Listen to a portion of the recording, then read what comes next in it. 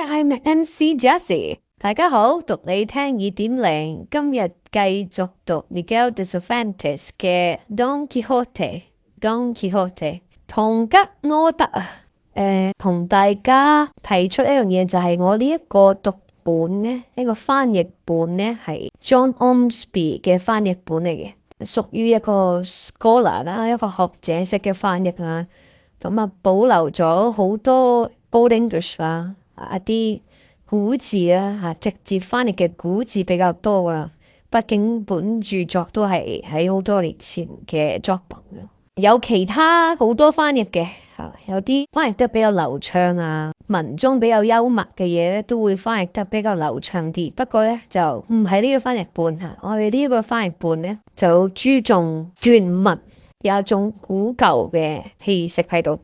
講翻呢個第3節啦，呢一節咧就叫做 Wherein is related the droll way in which Don Quixote had himself duped a knight。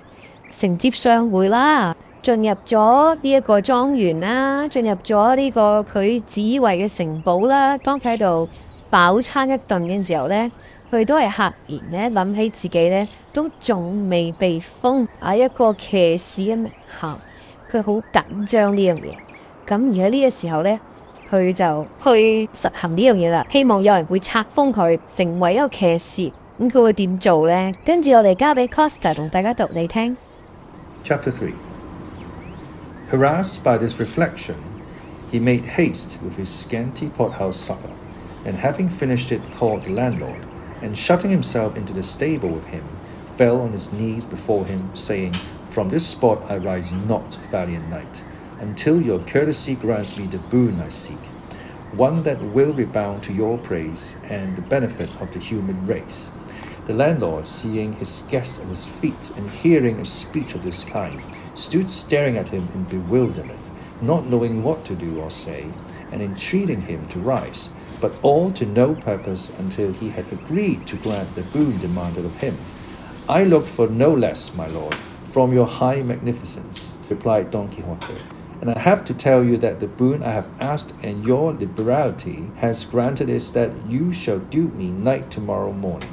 and that tonight I shall watch my arms in the chapel of this your castle. Thus tomorrow, as I have said, will be accomplished what I so much desire, enabling me lawfully to roam through all the 4 quarters of the world seeking adventures on behalf of those in distress, and it's the duty of chivalry and of knights errant like myself whose ambition is directed to such deeds.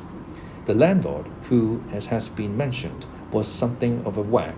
and had already some suspicion of his guest's want of wits, was quite convinced of it on hearing talk of this kind from him, and to make sport for the night he determined to fall in with his humour. So he told him he was quite right in pursuing the object he had in view, and that such a motive was natural and becoming in cavaliers, as distinguished as he seemed and his gallant bearing showed him to be, and that he himself in his younger days had followed the same honourable calling, roaming in quest of adventures in various parts of the world, among others the curing grounds of Malaga, the Isle of Riaran, the precinct of Seville, the little market of Segovia, the Oliva of Valencia, the Rondilla of Granada, the strand of San Luca, the colt of Cordova, the taverns of Toledo, and divers other quarters, where he had proved the nimbleness of his feet and the lightness of his fingers, doing many wrongs, cheating many widows, ruining maids and swindling minors, and, in short, bringing himself under the notice of almost every tribunal and court of justice in Spain, until at last he had retired to this castle of his, where he was living upon his property and upon that of others,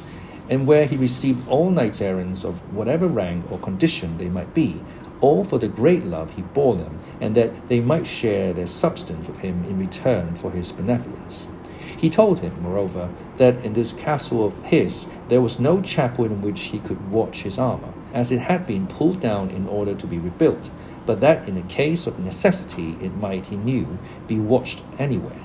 and he might watch it that night in the courtyard of the castle, and in the morning, God willing, the requisite ceremonies might be performed so as to have him duped a knight, and so thoroughly duped that nobody could be more so. He asked if he had any money with him, to which Don Quixote replied that he had not a farthing, as in the histories of knights errant he had never read of any of them carrying any. On this point, the landlord told him he was mistaken, for, though not recorded in the histories, because in the author's opinion there was no need to mention anything so obvious and necessary as money and clean shirts, it was not to be supposed, therefore, that they did not carry them, and he might regard it as certain and established that all knights errant carried well-furnished purses in case of emergency, and likewise carried shirts and a small box of ointment to cure the wounds they received.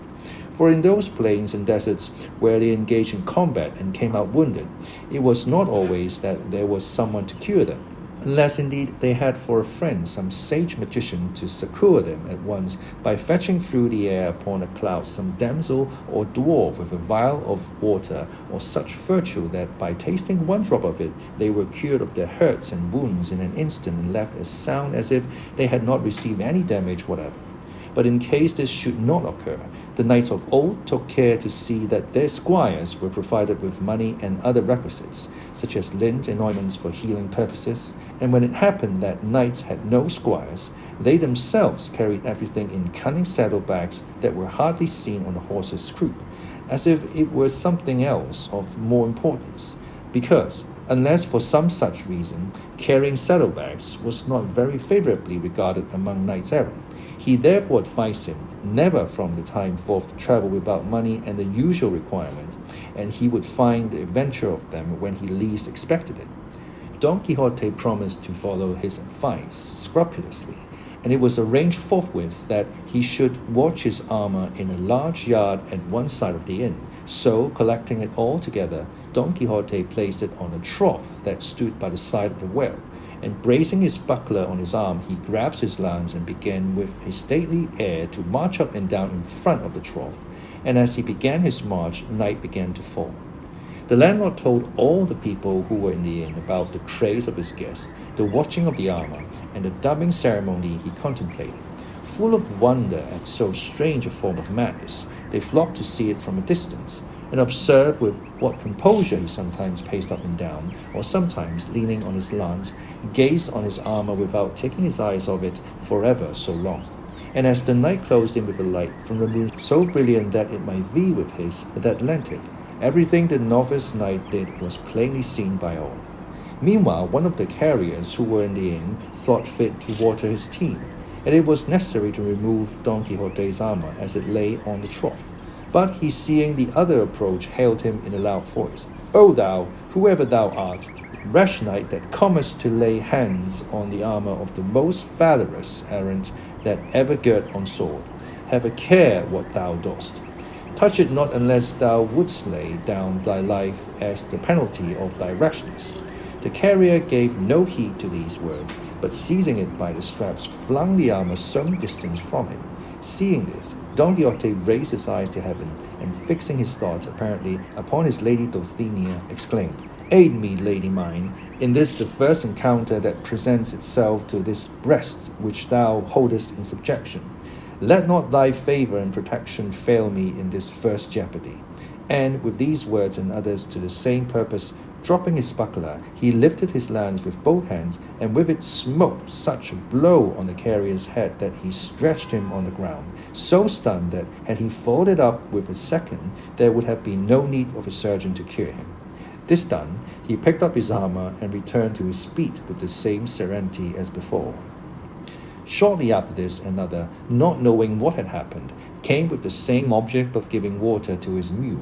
and was proceeding to remove the armor in order to clear the trough, when Don Quixote, without uttering a word or imploring aid from anyone, once more dropped his buckler and once more lifted his lance, and without actually breaking the second carrier's head into pieces, made more than 3 of it, for he laid it open in 4. At the noise, all the people of the inn ran to the spot, and among them the landlord. Seeing this, Don Quixote braced his buckler on his arm, and with his hand on his sword exclaimed, "O lady of beauty, strength and support of my faint heart, it is time for thee to turn the eyes of thy greatness on this thy captive knight on the brink of so mighty an adventure. By this he felt himself so inspired that he would not have flinched if all the carriers in the world had assailed him. The comrades of the wounded, perceiving the plight they were in, began from a distance to shower stones on Don Quixote, who screened himself as best he could with his buckler, not daring to quit the trough and leave his armor unprotected. The landlord shouted to them to leave him alone, for he had already told them that he was mad, and as a madman he would not be accountable even if he killed them all. Still louder shouted Don Quixote, calling them knaves and traitors, and the lord of the castle, who allowed knights-errant to be treated in this fashion, a villain and a low-born knight whom, had he received the order of knighthood, he would call to account for his treachery. But of you, he cried, base and vile rabble, I make no account. Fling, strike, come on, do all ye can against me. Ye shall see what the reward of your folly and insolence will be. This he uttered with so much spirit and boldness that he filled his assailants with a terrible fear, and as much for this reason as at the persuasion of the landlord they left off stoning him, and he allowed them to carry off the wounded, and with the same calmness and composure as before resumed the watch over his armor. But these freaks of his guest were not much to the liking of the landlord, so he determined to cut matters short and confer upon him at once the unlucky order of knighthood before any further misadventure could occur. So, going up to him, he apologized for the rudeness which, without his knowledge, had been offered to him by these low people, who, however, had been well punished for their audacity. As he had already told him, he said, that there was no chapel in the castle, nor was it needed for what remained to be done. For, as he understood the ceremonial of the order, the whole point of being duped a knight lay in the accolade and in the slap on the shoulder, and that could be administered in the middle of the field, and that he had now done all that was needful as to watching the armor, for all requirements were satisfied by a watch of 2 hours only, while he had been more than 4 about it. Don Quixote believed it all, and told him he stood there ready to obey him, and to make an end of it with as much dispatch as possible, for if he were again attacked, and felt himself to be due knight, he would not, he thought, leave a soul alive in the castle, except such as out of respect he might spare at his bidding. Thus warned and menaced, the castellan forthwith brought out a book in which he used to enter the straw and barley he served out to the carriers, and, with a lad carrying a candle end, and the 2 damsels already mentioned, he returned to where Don Quixote stood, and bade him kneel down. Then, reading from his account book, as if he were repeating some devout prayer, in the middle of his delivery, he raised his hand and gave him a sturdy blow on the neck, and then, with his own sword, a small slap on the shoulder, all the while muttering between his teeth as if he was saying his prayers. Having done this, he directed one of the ladies to gird on his sword, which she did with great self-possession and gravity, and not a little was required to prevent a burst of laughter at each stage of the ceremony. But what they had already seen of the novice knight's prowess kept their laughter within bounds. On girding him with the sword, the worthy lady said to him, "May God make your worship a very fortunate knight, and grant you success in battle." Don Quixote asked her name in order that he might from that time forward know to whom he was beholden for the favor he had received, as he meant to confer upon her some portion of the honor he acquired by the might of his arm. She answered with great humility that she was called La Glossa, and that she was the daughter of a cobbler of Toledo who lived in the stalls of Sancho Bienaya, and that wherever she might be, she would serve and esteem him as her lord. Don Quixote said in reply that she would do him favor if thenceforward she assumed the Don and called herself Doña Dolosa. She promised she would, and then the other buckled on his spur, and with her followed almost the same conversation as with the lady of the sword. He asked her name, and she said it was La Molinera, and that she was the daughter of a respectable miller of Antequera.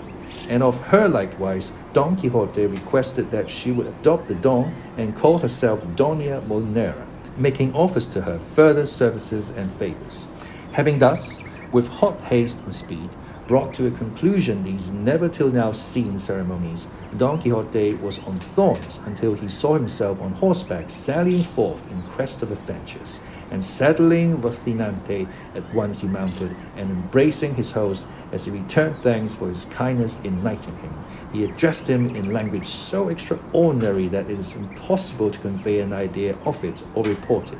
The landlord, to get him out of the inn, replied with no less rhetoric, though with shorter words, and without calling upon him to pay the reckoning, let him go with a Godspeed. 好，呢一節就完啦，唔該晒 Costa。咁啊有一個好 detail 嘅 account 啦，好詳細嘅過程就係Don Quixote點樣被冊封成為一個騎士啊。當然個過程就係非常之滑稽啦，冇一樣嘢係正式嘅，因為根本冇任何一個人係同騎士有任何關係，所有嘢都幾乎係Don Quixote佢自己嘅一廂情願啦，佢嘅幻想啦、固執啦，縱使有其他人嘅反對啊，反而令佢推向佢嘅極端啊，甚至會執行佢嘅武力啦，去達到佢嘅目標啊。咁但係最尾咧喺Don Quixote嘅定義上面咧，佢嘅心目中咧，佢就係被冊封咗噶啦。而家佢嘅內心咧已經係一個騎士嘅名銜已經得到咗啦，咁佢就可以正式上路咧去扶持佢嘅政治啊，執行佢嘅公義向嘅一個滑稽嘅章節。有一個字同大家分享嘅，有一個動詞嚟嘅 succor succor succor 呢個動詞係古文咧都係 archaic 噶啦，意思就係 give assistance or aid to 協助啦、救援啦咁嘅。好，呢一節就完啦。How yet jitsoy tung dai ga duk na ting. Adios.